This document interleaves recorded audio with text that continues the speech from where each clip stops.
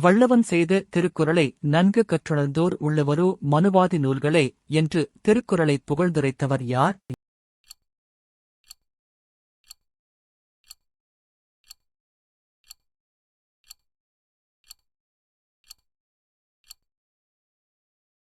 சரியான விடை தி. சுத்தானந்த பாரதியார். ஞானம் கருதினும் கைகூடும் மேற்கூறிய திருக்குறளின்படி ஒருவர் உலகம் முழுவதையும் கைப்பற்ற கருதினாலும் அவர் எந்த இரண்டை அறிந்து செயல்பட வேண்டும்?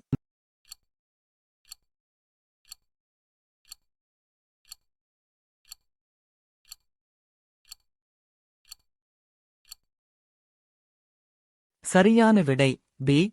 காலமும் இடமும்.